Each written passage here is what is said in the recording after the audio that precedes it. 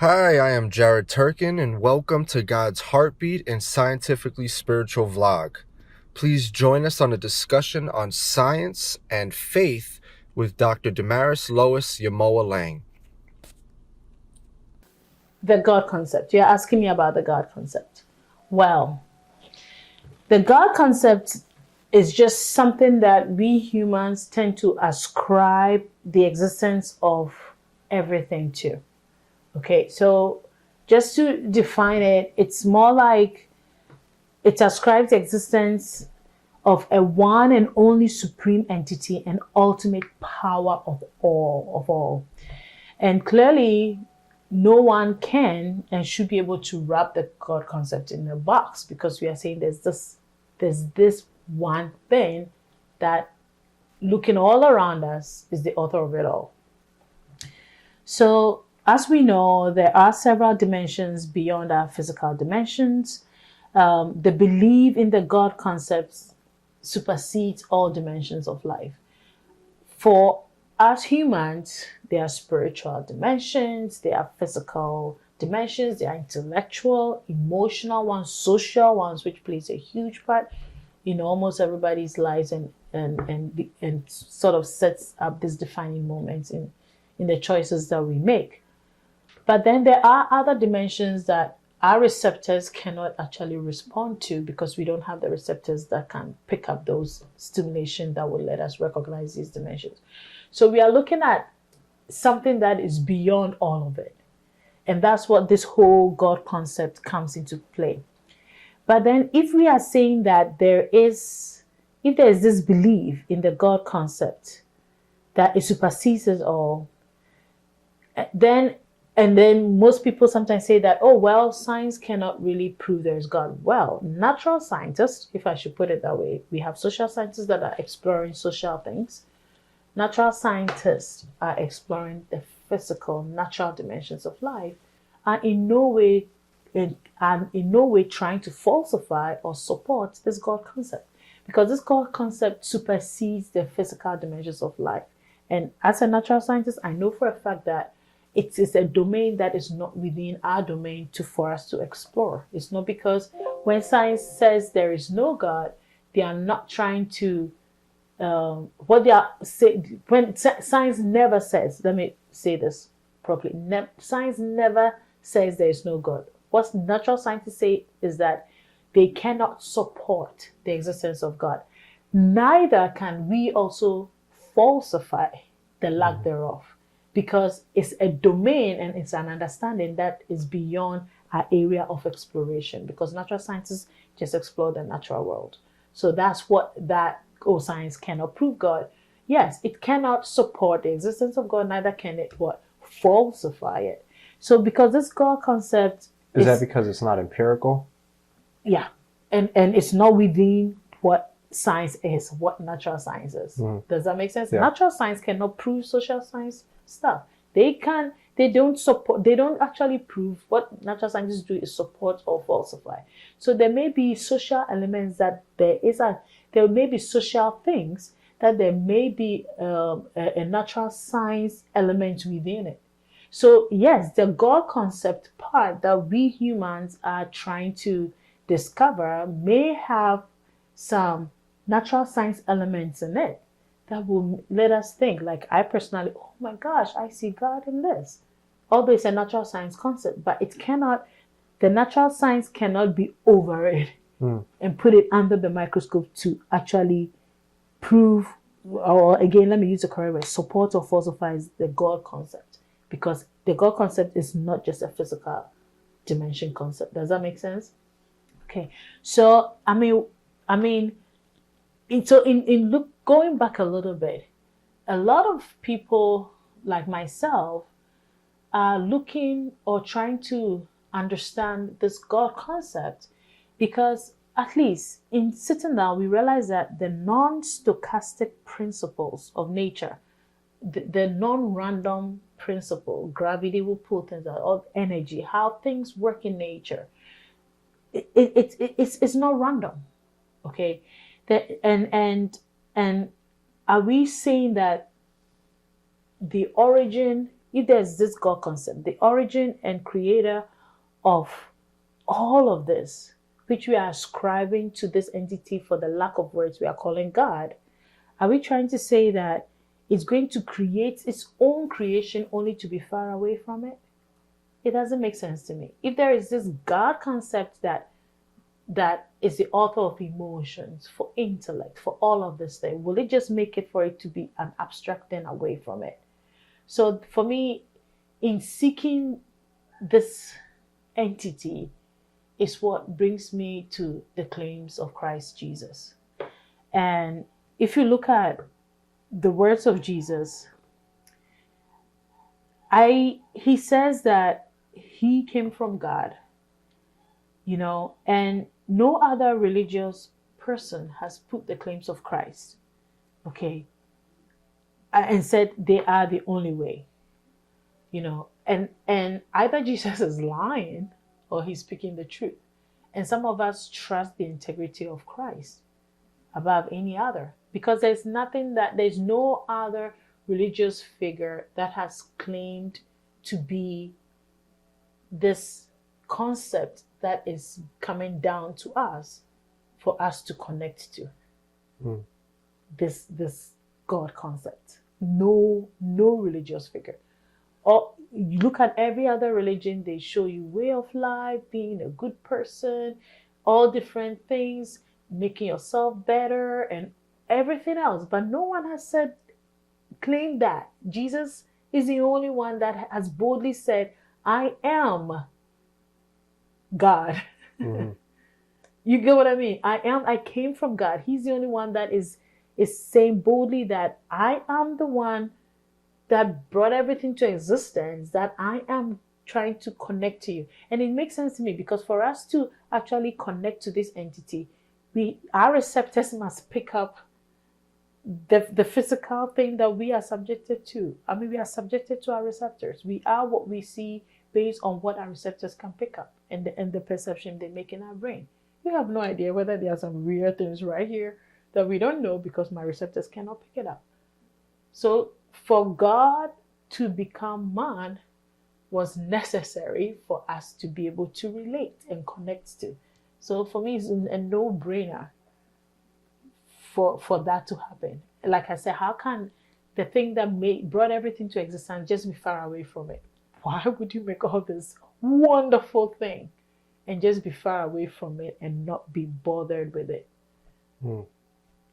Now, for someone who's not, I don't have a science background, natural science, can you break down what are receptors Yeah.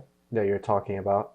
And is there something that natural scientists can explain that point to something that is higher than what science has? I know we've talked about gravity and that force that you call artificial intelligence. Like, is there something that science has discovered that they can't discover? Okay. Like, what is that, and does that point to a God concept or a God, or there being a God or something higher than the natural sciences? Yeah. So I am a biologist. Okay. But I'm going to attempt to explain some quantum physics thing that actually points to that. So if we look at creation and time, all right? Creation, space, and time. So I have this information that I got from Sciences de la Nature.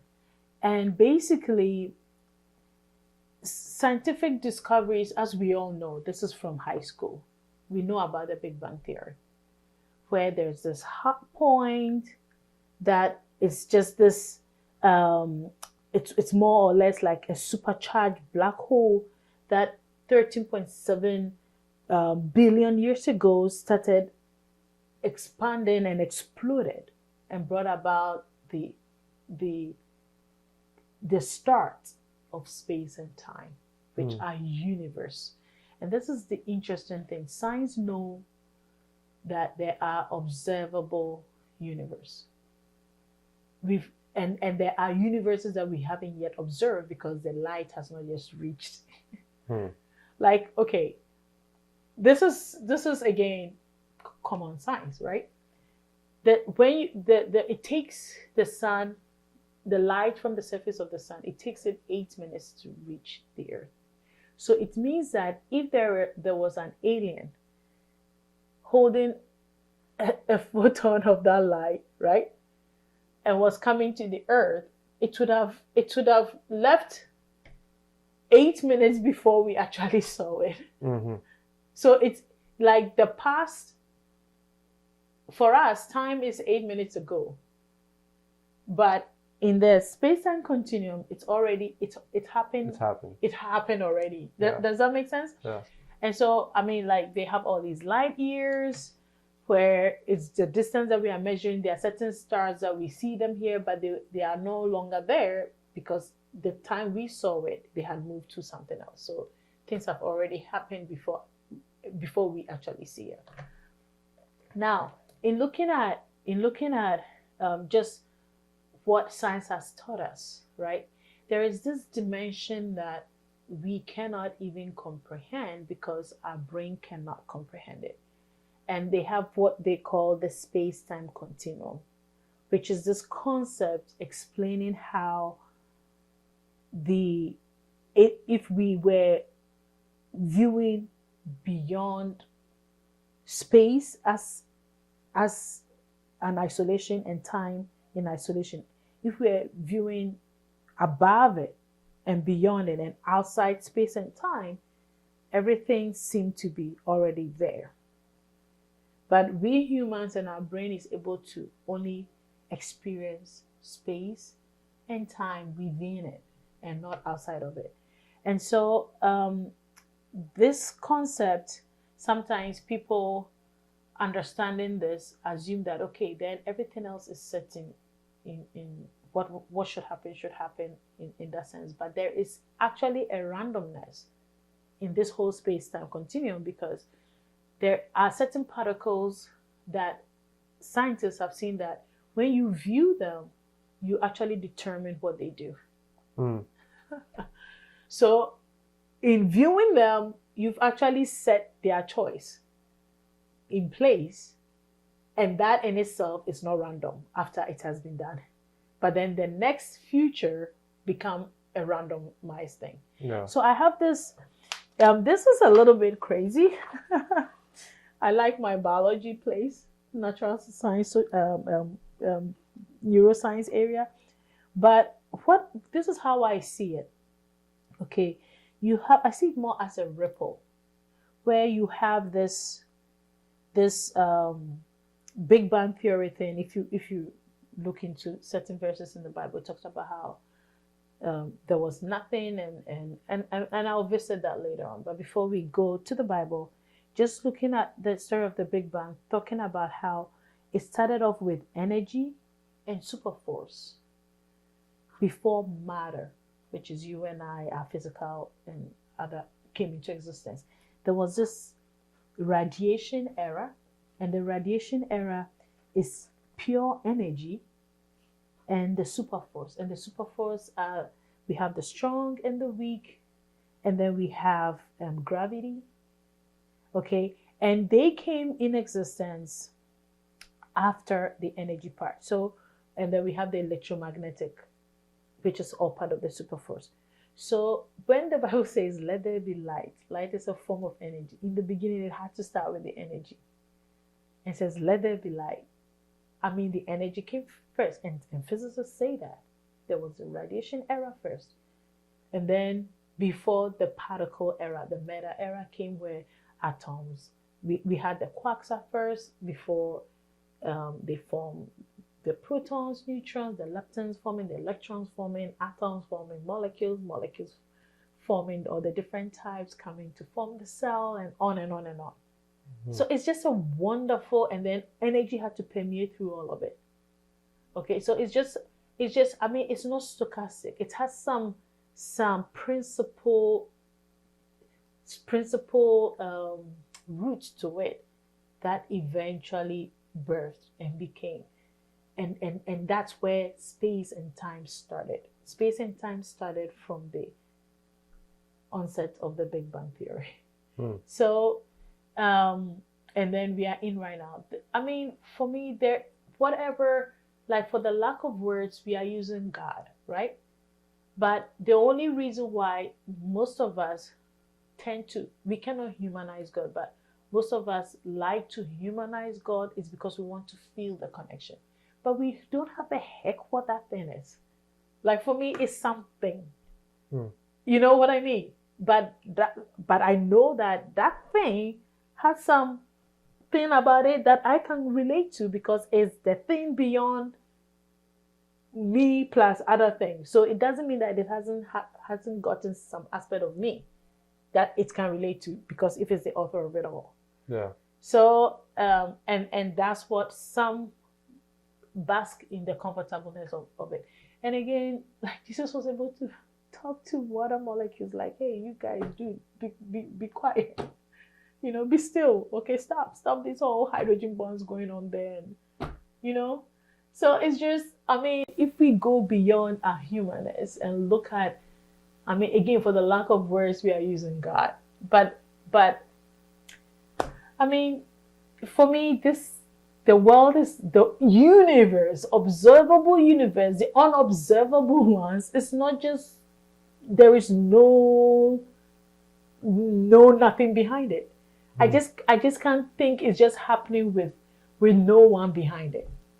I can't see that. I personally cannot see that. I mean, I'm sure, like, I mean, the Bible says, "A fool saith in his heart, there's no God." This is just happening, and we are all just. There's no author of it all. It's just happening randomly. I mean, you should have faith to think that way. Yeah. And I don't think I have that kind of faith to think that there is nothing behind the occurrence of it all. So I'm going to share some scriptures that I believe somehow puts more light and just relates to, you know, and I just feel science is so wonderful. There's no science versus faith. You know, science is science, and it has an amazing truth that God is the author of it all. There's faith. Science is not trying to discredit faith, and faith is what it is, you know. And I think if we will open our understanding to see the wonderful creation of God and just let science be without trying to change it to fit anything, because we don't really know. Science is just discovering what already exists. And it has amazing insights that would, I believe, strengthen our faith. Instead of trying to look at science as a negative thing that we are trying to disprove. No, it is what it is. It is what it is. But are we able to look at it for what it is and see God in it? That is the question for you and I. Yeah. There's a lot to consume, though. Do you want to go into creation and space and time? Yeah. So the only thing that I would say with the creation, space and time is that there is I'm just going to read that way it's faster. So I've explained it kind of. So scientific discoveries actually confirm what the Bible says. Science states that the plausible origin of the universe via the Big Bang Theory began by a hot and infinitely dense point, more or less like a supercharged black hole, about 13.7 billion years ago. It exploded, that's what they refer to as the bang, creating space and time, and caused the formation of two eras, which is the radiation era and the matter era. So space is really, the onset of space and time, we humans experiencing reality between things is what we refer to as space. And when we experience reality between events, is what we say we experience in time. So in viewing within space and then in viewing outside of space, if let's say there's two objects that are coming together, and Anna is going to show us that Okay, and they are coming together, bumping into each other, changing their position in that space. What we'll be looking at is space, but once we include time, where it shows that this 2 points, as they are coming close, they are producing events. All right, and then they go away from each other again. Okay, we will be able to actually see that there is a change in their position as time occurs. Another object that we can look at is something which I'm going to use because of the Big Bang Theory. It's a point that is expanding and moving away from each other. So as it expands and moves away from each other, it's changing its position, which is space. But then if we include time, as it moves from one position to the other, it will be different events that are occurring from the position that it was originally. So that includes the time. So this is what we will experience, that, okay, this happened then at 10 minutes or 10 days or 10 years ago, it was at this position, and now 20 years is at this position. And then we include the time, and on and on and on. But when we view outside space and time, which is the space-time continuum, we will see all these events all at once. We'll see the position of each of these particles that I'm using as an example already in their respective position when we view it outside of time. So then sometimes there's the confusion that, does that mean that what has to happen has already happened? But I had mentioned how sometimes that's not the case, because there's randomness within the space-time continuum. And that's why I was saying that, like, when you view certain particles, you just viewing them has actually influenced their position. And that in itself was a random act that has now become a determined choice.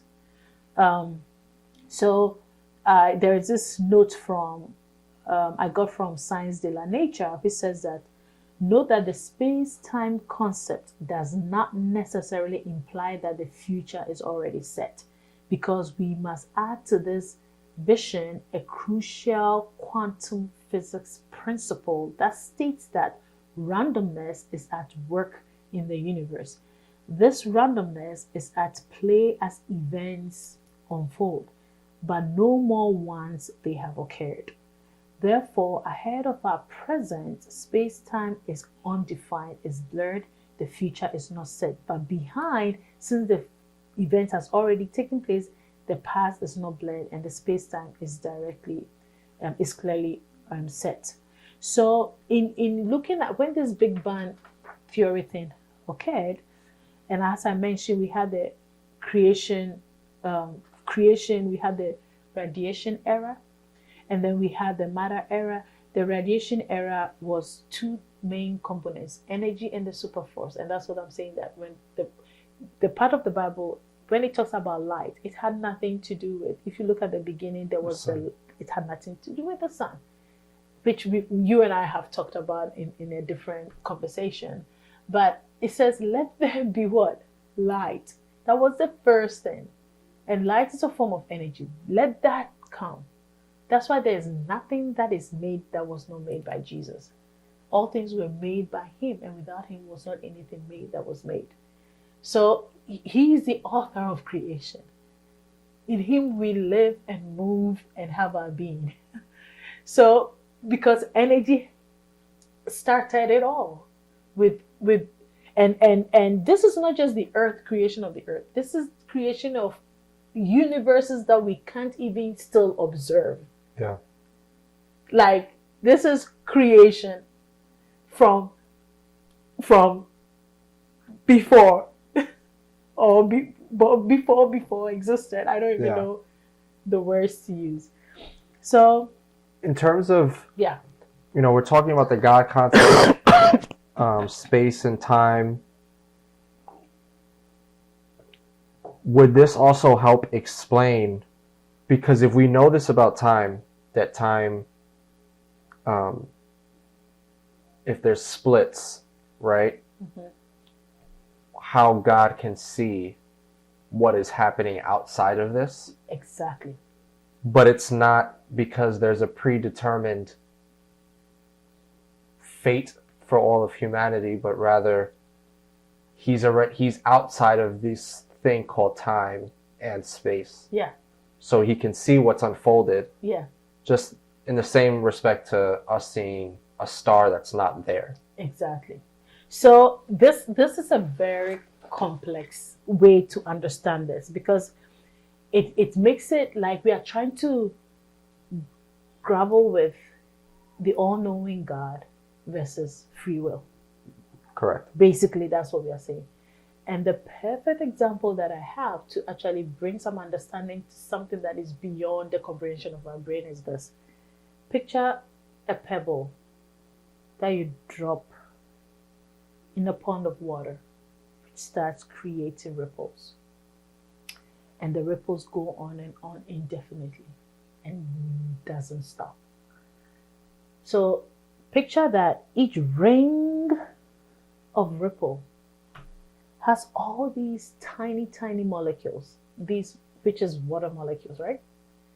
Okay, and each water molecule is let me just for the sake of explanation or analogy, let's picture each of these ripples, each of the water molecules, H2O within the ripple, represents someone and everything about them, their circumstances, their situation, their spiritual, physical, intellectual, emotional, social lives, and beyond. That H2O represents all of that. Their interactions and everything else, their physical, their homes, everything about their situations, everything that exists in life is that little dot. But this is the thing when it comes to us humans, which I'm going to talk about, because we are animals, but what sets that apart is not because we are more intelligent. I'm going to show you a video about a monkey that is more intelligent than us, but it's because the breath of God, that concept, is deposited in us. So I want you to picture this first ripple that has all these molecules that surrounds this water molecule that is each of us, and has the breath of God, which is the light. So imagine each ring has lights. So you see a lot of lights around within each ripple. And then picture some of the lights dimming out. Okay.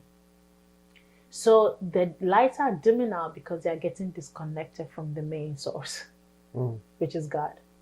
So if there was no disconnection and we are looking at these endless ripples, each molecule would move to the next ripple, So let's see, it will look like a perfect radiation of light where you are in the first ripple, you move to the next, or you cause the movement of the next ripple, right? Because you are sending the energy, okay, because molecules interaction is energy in nature, to the next. But then there's no light. There's no energy. So it's dim. So imagine God is watching that ripple, because he alone knows the end, right?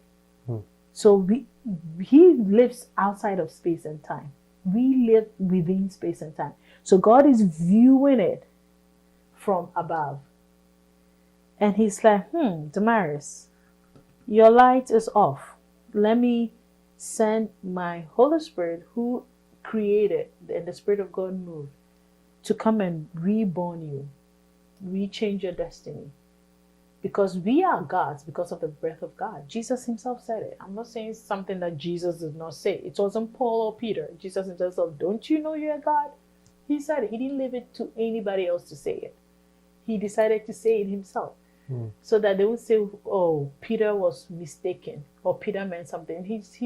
Jesus said it himself. Don't you know you are God's? So Jesus is calling me God. How am I going to say, no, I'm not? So that's why we determine our destiny. So yes, God sees it all, but based on our decision, let's say God is like, this is going to happen at point 4 of this ripple number 4. And he knows it, space-time continuum. But then it's our choice whether we'll be part of it or not be part of it. And that is the God-given free will that we have. and it is what it is. It's because if God concept future is not predetermined, then your future is not predetermined either, because you who you are is beyond your physique. Like someone will do plastic surgery, or let's say someone does plastic surgery, changes all their integument organ, your skin, rip it all off, get amputation of every organ that exists. Does that mean they are not who they are? You are still who you are, regardless of your. After 10 years, most of your cells are not your original cells. That certainly the cells that you were born with, Yeah. they all died off. Most of it, of course, your neural cells, a lot of them are there. But for the most part, if they calculate the trillions of cells that you have, a lot of them are gone. Does that mean you are still not who you are? No. So who you are is beyond just what we see, but it's within us, which that God concept also embodies. And that God concept is what gives us our free will, which we are going to delve into later when we talk about humans as animals and how we are different, which I've already mentioned. But just looking at it in a clearer picture, and looking at what science says, and then trying to see what we are in lieu of what science is saying as well, and putting the two together. So to your question about the receptors, I will just ask one quick question, which is, what's the color of this page right now? I'm sure both of us, you tell me what the color you think it is. White. I say it's white too.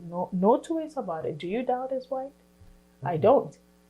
But can you actually imagine the image of white that I'm looking at in my mind's eye that is letting me call it white compared to yours? I don't know what I'm looking at. I know what I'm looking at and it's letting me call it white.